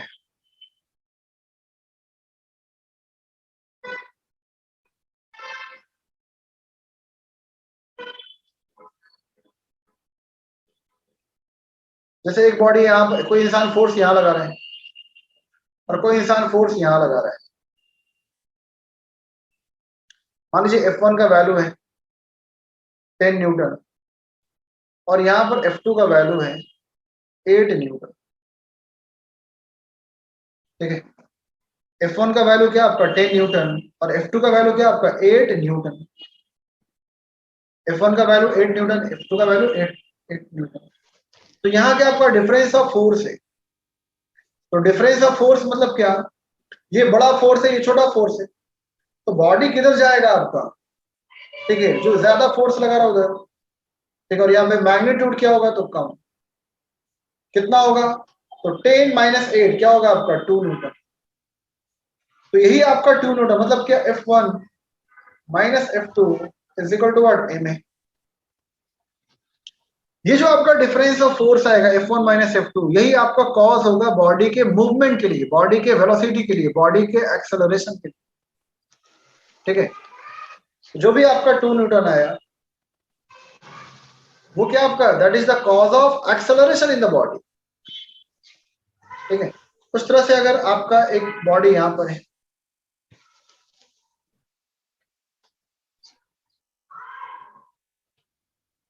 और कोई इधर फोर्स लगा रहा है, यहां पर 5 न्यूटन है F1 और यहां पर F2 का वैल्यू है आपका 10 न्यूटन। तो अब आपका बॉडी किधर जाएगा, ठीक है। 10 - 5 क्या आएगा, 5 न्यूटन। तो हम यहाँ पे क्या लिखेंगे, F2 - F1, ठीक है। F2 - F1 is equal to what, ma। जो भी पार्टिकल का मास है, ठीक है, तो अब वो बॉडी मूव करेगा, क्योंकि यहाँ पे इक्वल फोर्स नहीं है, यहाँ पे आपका कहीं ना कहीं डिफरेंस आ रहा है, एक बड़ा फोर्स है, एक छोटा फोर्स है, तो दोनों के डिफरेंस के कारण बॉडी आपका मूव करेगा, बॉडी आपका एक्सेलरेट होगा, ठीक है। बॉडी आपका मूव करेगा, बॉडी क्या होगा आपका, एक्सेलरेट होगा, बॉडी चेंज इन स्टेट करेगा। तो बॉडी के मूवमेंट के लिए, बॉडी के एक्सेलरेशन के लिए कौन रिस्पॉन्सिबल है, तो 5 न्यूटन रिस्पॉन्सिबल है। तो F2 - F1 is equal to what, m into a, ठीक है। F2 - F1 is equal to what, m into a, ठीक है।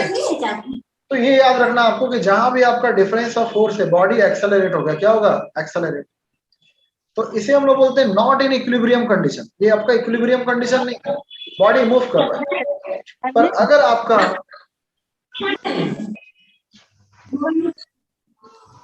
पढ़ना है ऑनलाइन पढ़ा है आंटी अंदर जी राणा तबस्सुम, ठीक है। तो अगर एक बॉडी आपका इधर भी F1 is equal to 5 Newton है और यहाँ भी क्या आपका F2 is equal to 5 Newton, इधर भी फोर्स क्या लग रहा है, लेफ्टवर्ड 5 न्यूटन, राइटवर्ड भी क्या लग रहा है, 5 न्यूटन। या मान लीजिए कोई एक इंसान ऊपर खींच रहा है 5 न्यूटन, एक इंसान डाउनवर्ड डायरेक्शन में खींच रहा है 5 न्यूटन, तो इक्वल एंड अपोजिट फोर्स क्या होगा, कैंसल्ड आउट, और बॉडी में एक्सेलरेशन क्या होगा, कुछ भी नहीं, ठीक है। तो यहाँ पे क्या होगा, F1 - F2 is equal to what, 0, ठीक है। F1 - F2 is equal to what, 0। तो 0 मतलब क्या, यहाँ पर क्या F1 is equal to F2 है।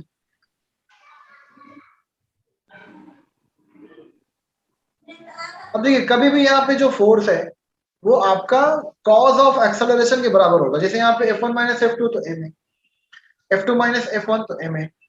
तो यहाँ तो आपका 0 है, 0 मतलब क्या,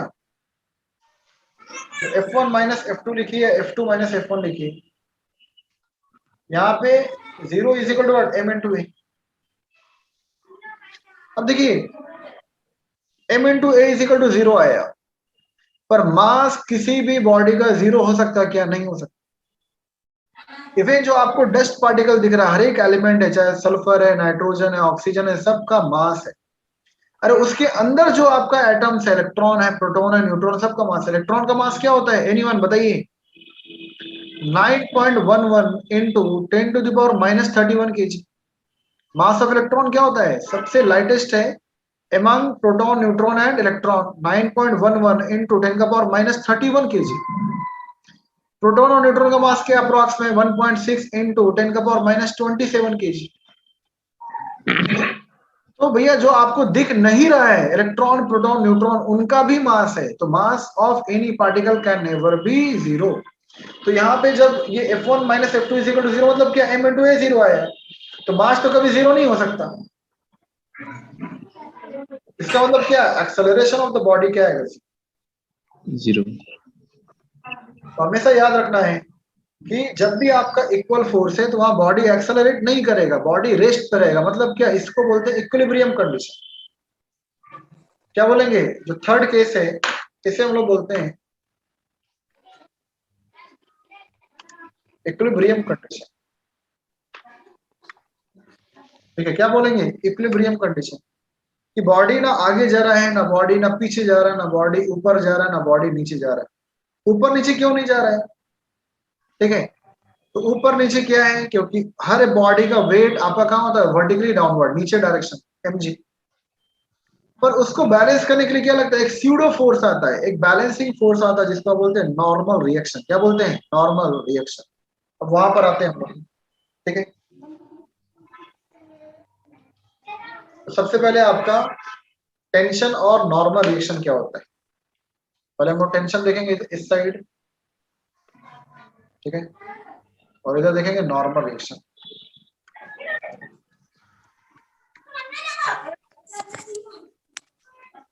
अभी भी माइक किसी का ऑन है, इतना बोलने के बाद भी, ठीक है।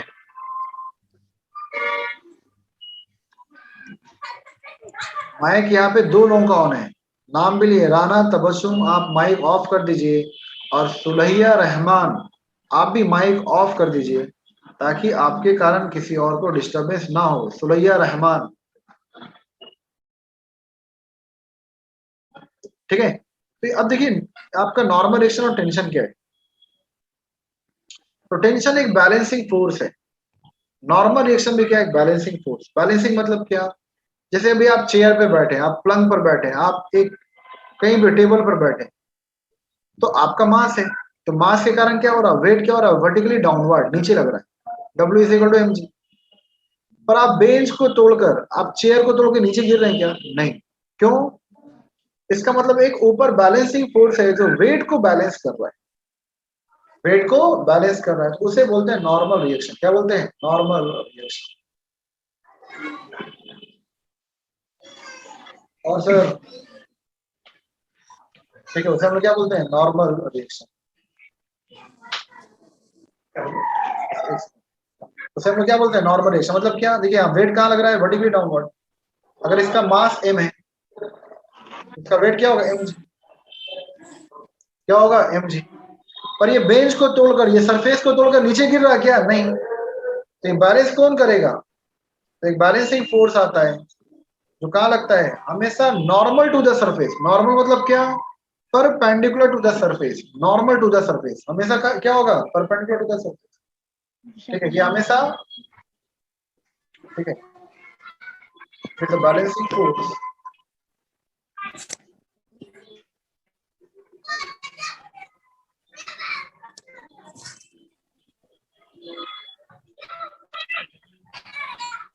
It is a balancing pseudo force. It is a balancing pseudo force which acts. नहीं, बस एक सेकंड, हाँ, which acts normal, मतलब क्या,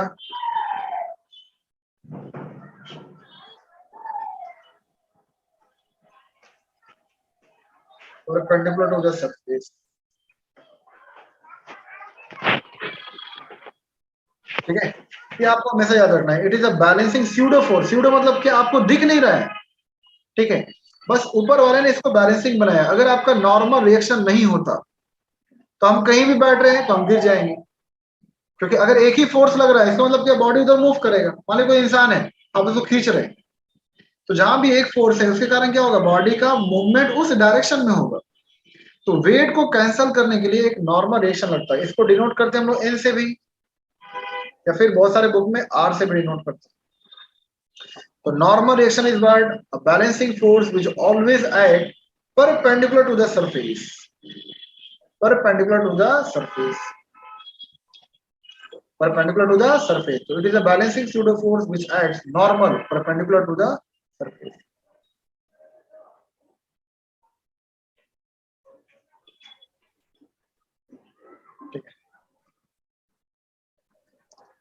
ये याद रखना है। अब देखिए सरफेस अभी ऐसा है तो यहाँ पर ऐसा रखना, मान लीजिए अगर ये इंक्लाइन प्लेन पर है,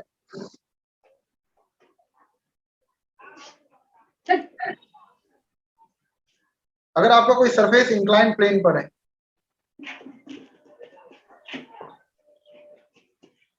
तो कहाँ लगेगा, ठीक है। तो देखिए वेट कभी भी, हमेशा वेट का डायरेक्शन क्या होता है, वर्टिकली डाउनवर्ड। क्या लगेगा, वर्टिकली डाउनवर्ड। अगर ये मान लीजिए एंगल ऑफ इंक्लाइन प्लेन, अगर ये थीटा है, क्या ये थीटा, मतलब angle of incline plane, slope इसका कितना टेढ़ा है तो थीटा है।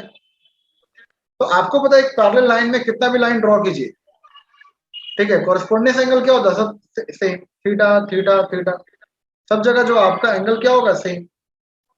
पैरेलल लाइंस में जो कॉरेस्पॉन्डेंस एंगल है वो क्या होगा, सेम। तो यहाँ भी अगर हम एक लाइन ड्रॉ करेंगे, ठीक है, तो ये एंगल थीटा, तो ये भी एंगल क्या होगा, थीटा। तो अगर ये मेरा वेट है mg, ठीक है, तो यहाँ पर क्या होगा, ये मेरा जो फोर्स है ये होगा मेरा mg cos थीटा, जिसके साथ एंगल बनता है वो क्या आएगा, mg cos थीटा। और ये जो कंपोनेंट है मेरा ये क्या होगा, mg sin। सर ये थीटा वाला पॉइंट रिपीट कीजिएगा। थीटा मतलब क्या, अगर आपका एंगल ऑफ इंक्लिनेशन पर है, जैसे यहाँ पर है एक हॉरिजॉन्टल सरफेस पर है, तो सिंपली आपका नॉर्मल एक्शन क्या होगा, perpendicular and in upward direction. पर अगर ऐसा है तो वेट अभी भी आपका वर्टिकली डाउनवर्ड है, पर अगर ये एंगल थीटा, तो यहाँ पर एक आपको लाइन ड्रॉ करना पड़ेगा mg cos थीटा। तो यहाँ पे नॉर्मल रिएक्शन कहां पर लगेगा, तो नॉर्मल रिएक्शन लगेगा ये, ठीक है। अभी भी नॉर्मल रिएक्शन क्या आपका, perpendicular to the surface and in upward direction, and in upward direction. तो यहाँ पर mg cos थीटा को बैलेंस करेगा ये, यहाँ पर नॉर्मल रिएक्शन क्या है आपका, mg को बैलेंस कर रहा है, पर यहाँ पे normal reaction mg cos theta को बैलेंस करेगा।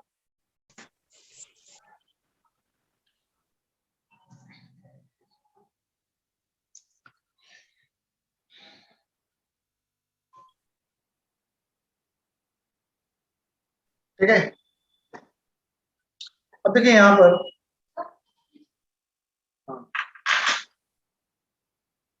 अब यहाँ देखिए, तो अभी आप क्या पढ़े थे कि नॉर्मल रिएक्शन, नॉर्मल रिएक्शन मतलब क्या, अगर एक सरफेस आपका, अगर एक ब्लॉक सरफेस पर है तो वेट हमेशा क्या होगा, वर्टिकली डाउनवर्ड। वेट कभी भी आपका ऊपर नीचे दाएं बाएं नहीं लगता, हमेशा क्या होता है, वर्टिकली डाउनवर्ड। क्या होता है, वर्टिकली डाउनवर्ड। पर इसको बैलेंस करने के लिए नॉर्मल रिएक्शन क्या होता है, perpendicular to the surface and in upward direction, and in upward direction. ये मेरा नॉर्मल रिएक्शन n लिखिए या फिर r लिखिए, और ये मेरा क्या आपका वेट w, w मतलब क्या, mg। तो जब ऊपर का फोर्स नीचे का फोर्स बराबर है तो ये ब्लॉक आपका इक्विलिब्रियम है, रेस्ट पर। ये ब्लॉक ना ऊपर जाएगा ना ब्लॉक नीचे आएगा, क्यों, क्योंकि दोनों आपका बराबर है, n is equal to mg। मतलब ये क्या आपका इक्विलिब्रियम है।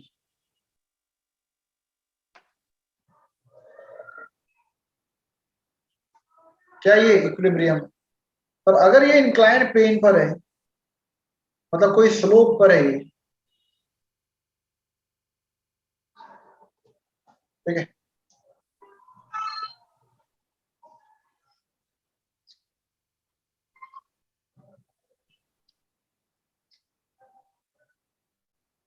और अगर आपका एंगल क्या आपका थीटा,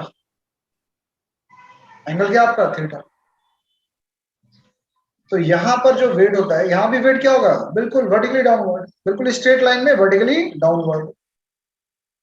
पर ये जब एंगल थीटा, तो जब आप रिजॉल्व करते हैं, ठीक है, कोई भी वेक्टर को, जैसे मान लीजिए कोई वेक्टर इंक्लाइंड है, ठीक है, आपने एक पार्टिकल को थ्रो किया ऐसा इंक्लाइंड पर, तो यहाँ पर दो कंपोनेंट होगा, एक हॉरिजॉन्टल कंपोनेंट भी और एक वर्टिकल कंपोनेंट भी। क्यों, क्योंकि बॉल दोनों डायरेक्शन में जा रहा है, आपका इंक्लाइंड जा रहा है, ऐसा जा रहा है। तो ऐसा जाना मतलब क्या, ये with the passage of time, with respect to time horizontally भी कुछ दूर गया, और with respect to time vertically भी कुछ अप गया। तो इसका मतलब क्या, दोनों डायरेक्शन में इस पे फोर्स है, दोनों डायरेक्शन में इस पर मोशन है। हॉरिजेंटली भी दूर जा रहा है, वर्टिकली भी जा रहा है, तो हॉरिजेंटल भी डिस्प्लेस कराने के लिए कुछ ना कुछ फोर्स लगता होगा, और वर्टिकल डायरेक्शन में ऊपर ले जाने के लिए भी आपका हर समय फोर्स एक्ट होता होगा। ठीक है, समझ में आ रहा है? तो यहां पर आपका ये फोर्स है। अब अगर ये इंक्लाइंड होता है,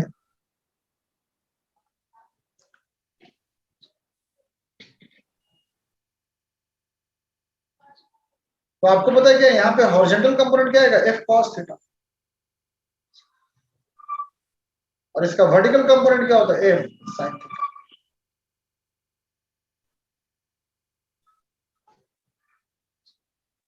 ठीक है, तो अगर ये इंक्लाइंड है with respect to horizontal ground, और अगर यही वेक्टर आपका ऐसा रहे, जैसे ये वेक्टर है,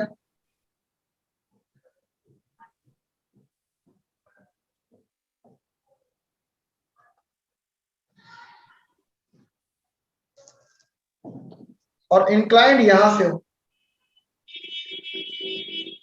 ठीक है, with respect to Y axis, तो देखिए जिसके साथ एंगल बनता है, जिसके साथ वो इंक्लाइंड होता है, वहां पर कॉस थीटा हॉरिजॉन्टल कंपोनेंट, यहाँ पे क्या आएगा आपका एफ कॉस थीटा, और यहां पर क्या आएगा एफ साइन थीटा। क्या होगा, एफ साइन थीटा। ठीक है, समझ आ रहा है? तो ये कैसे निकला, मान लीजिए आपको देखिए, अगर आपको हॉरिजॉन्टल कंपोनेंट निकालना है, एक्स ये है, ये वाई, तो ये फोर्स मतलब क्या, इसका दो कंपोनेंट है, एफ एक्स आई भी और एफ वाई जे भी। ठीक है, तो अगर हमको ये वाला कंपोनेंट निकालना है, मान लीजिए हमको ये वाला कंपोनेंट निकालना है, ये एफ एक्स, कैसे निकालेंगे, तो सिर्फ एक ही फॉर्मूला है cos theta, cos theta is equal to what, base, जो हमें निकालना है F X, cos theta is equal to what, base upon hypotenuse, क्योंकि अगर हम यहाँ पे साइन थीटा लगाएंगे तो साइन थीटा मतलब क्या, अपोजिट साइड परपेंडिकुलर आ जाएगा। ठीक है, तो अगर हम यहाँ पे cos थीटा लगाएंगे तभी ये मेरा कंपोनेंट आएगा, तो cos theta is equal to what, ये वाला जो अननोन है अपॉन नोन क्वांटिटी हाइपोटेनस, यहाँ से fx क्या था आपका, f cos थीटा, क्या आएगा आपका f cos थीटा। अगर आप यहाँ पे sin थीटा लगाएंगे तो sin theta is equal to what, perpendicular, perpendicular मतलब क्या, ये fy आएगा, ये इसके पैरेलल में है, तो sin theta is equal to what, perpendicular upon hypotenuse, यहाँ से F Y is equal to क्या आएगा, एफ साइन थीटा, क्या आएगा, एफ साइन थीटा। तो यहां पर वही है कि अगर आप इसको रिजॉल्व कर रहे हैं तो यहां पर ये तो यहां भी आपका एक फोर्स इधर जाएगा और एक इधर आएगा।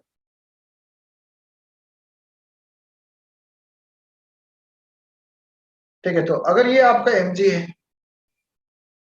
और ये आपका एंगल थीटा, तो यहां पर mg cos थीटा और यहां पर mg sin। ठीक है, तो यहां पर mg cos थीटा और mg sin थीटा। तो यहां देखिए ये ऊपर में ठीक है बैलेंस है, नॉर्मल रिएक्शन क्या आपका mg cos थीटा को बैलेंस किया हुआ है, तो आप इसको बोलते हैं वर्टिकल इक्विलिब्रियम।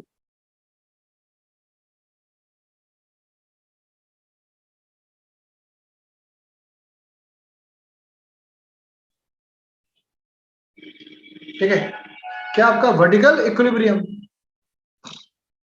वर्टिकल डायरेक्शन में इक्विलिब्रियम में, मतलब जो ऊपर का फोर्स है एन और नीचे का वेट का एक कंपोनेंट है mg cos थीटा, दोनों बैलेंस है ना। ब्लॉक ऊपर जा रहा है, जैसे आप गाड़ी चला रहे हैं ब्रिज पर, आप कार चला रहे हैं ब्रिज पर, तो आपका कार ऊपर नहीं उठ रहा है और ना ही ब्रिज को तोड़ के नीचे गिर रहा है, क्यों, क्योंकि वर्टिकल डायरेक्शन में बैलेंस है, वो ऑन द सरफेस चलेगा, क्यों, क्योंकि आपका n is equal to mg cos theta. ठीक है, जहां भी आपका अपवर्ड फोर्स और ये जो नीचे का mg cos theta downward force बराबर है, तो वहां ब्लॉक ना ऊपर जाएगा ना ब्लॉक नीचे आएगा, मतलब क्या, इक्विलिब्रियम में, वर्टिकल इक्विलिब्रियम में। हाँ, पर यहाँ पर mg sin थीटा है तो ये ब्लॉक को क्या लाएगा, नीचे लाएगा।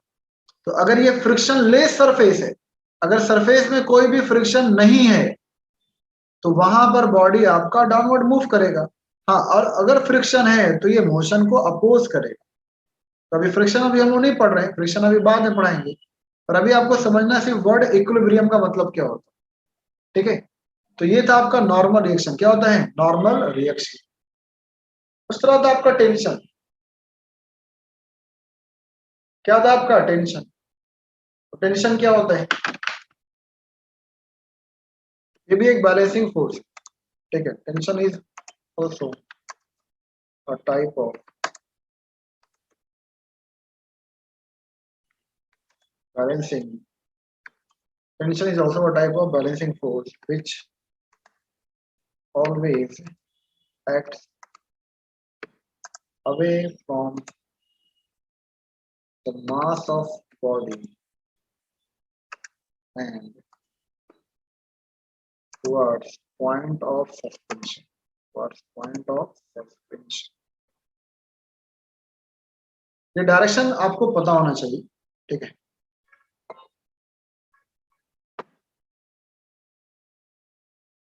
इंपॉर्टेंट है।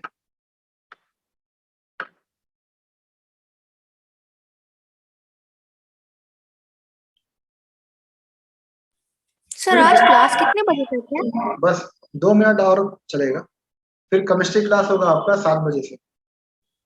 सर 6 बजे से है। हाँ 6 से, फिर 6 से 7, फिर 2 मिनट है, बस ये खत्म कर रहे हैं। तो टेंशन क्या होता है, tension is word also a type of balancing force which always act away from the mass of the body and towards the point of suspension. यहाँ देखिए बहुत ध्यान से, क्योंकि इसका पूरा कल यूज करेंगे और हम लोग आपको कल पढ़ाएंगे पुली के जितने भी केसेस हैं, बहुत इंपॉर्टेंट केसेस हैं सारे। ठीक है, तो ये कैसे आपको ध्यान देना है। टेंशन क्या है, एक बैलेंसिंग फोर्स है, पर ये कहां पर आता है। ठीक है, तो टेंशन एक्ट होता है स्ट्रिंग में या रोप में। इट एक्ट्स इन स्ट्रिंग और रोप, जहां भी धागा है, जहां भी रस्सी है, वहां पर आता है। मान लीजिए आपने एक धागे को हैंग किया, लटकाया है,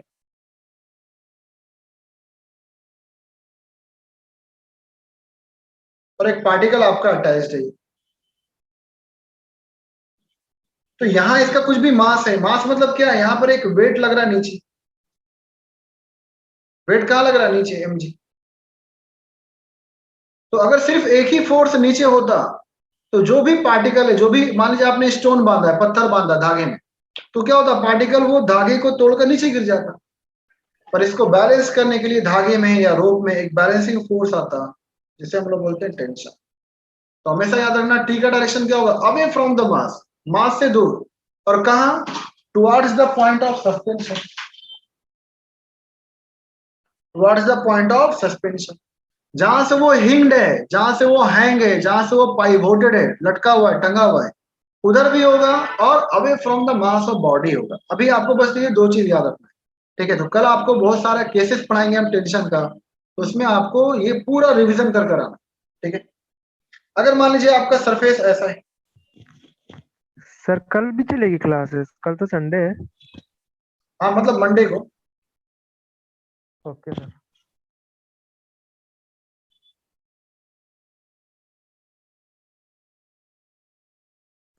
सर 4 o'clock ही होगी क्या क्लास? जी,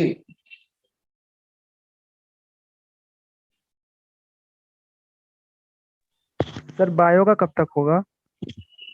बायो का भी 1-2 दिन में स्टार्ट होगा। सर मैथ का? अरे यहाँ देखिए, जो भी चल रहा है पहले उसका देखिए, जो नहीं हो रहा उसका टेंशन मत लीजिए मेरे भाई लोग। यहाँ देखिए, टी का डायरेक्शन यहाँ पर क्या होगा, तो यहाँ मास मान लीजिए ये जो भी है m2, और ये क्या आपका m1। तो यहाँ पे टी का डायरेक्शन अभी आपने क्या देखा, away from the mass of the body and towards the point of suspension. तो इसके लिए ये यहाँ से हिंग्ड है, ये यहाँ से लटका हुआ है, तो इसका डायरेक्शन क्या होगा, टी का डायरेक्शन क्या होगा, ये away from mass of the body. इसके लिए क्या होगा, away from the mass of body, और कहां से, जहां से ये टंगा हुआ है, यहाँ से। तो हमेशा टी का डायरेक्शन क्या होगा, away from the mass of body and towards the point of suspension. तो अगर ये आपका t is equal to M G हुआ, क्या हुआ यहाँ पे t is equal to what M G, इसे हम लोग क्या बोलेंगे इक्विलिब्रियम कंडीशन।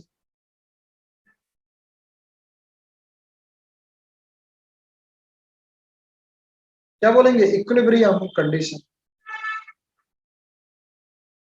ठीक है, इक्विलिब्रियम कंडीशन।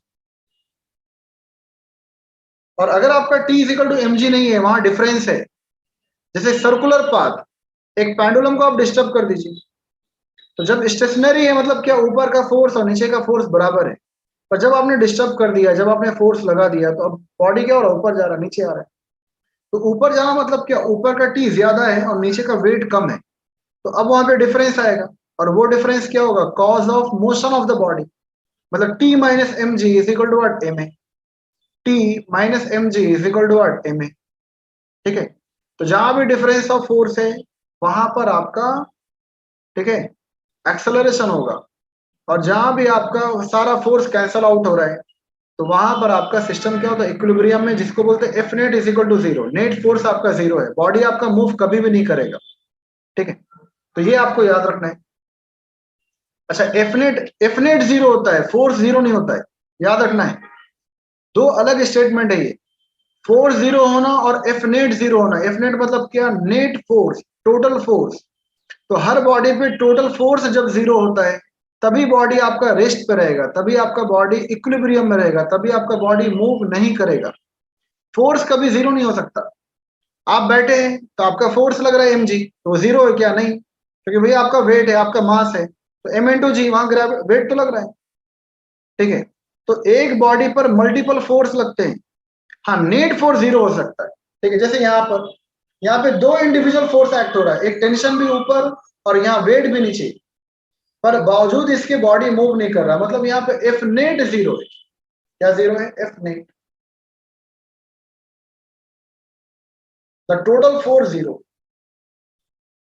तो F is equal to M into A, तो मास जीरो तो हो नहीं सकता, तो यहाँ पे क्या आएगा, एफ नेट जीरो मतलब क्या, ए इज इक्वल टू जीरो। उस तरह यहाँ भी ऊपर का फोर्स नॉर्मल रिएक्शन है और यहाँ नीचे वेट है, यहाँ दो फोर्स एक्ट हो रहा है, पर अगर बॉडी मूव नहीं कर रहा है, इसका मतलब क्या, यहाँ पे एफ नेट जीरो। जैसे एक छोटा एग्जांपल देखिए, लास्ट एग्जांपल, फिर क्लास खत्म करते हैं। मान लीजिए आपका ये स्क्वायर है और यहाँ पे चार आपका चार्जेस रखा हुआ है,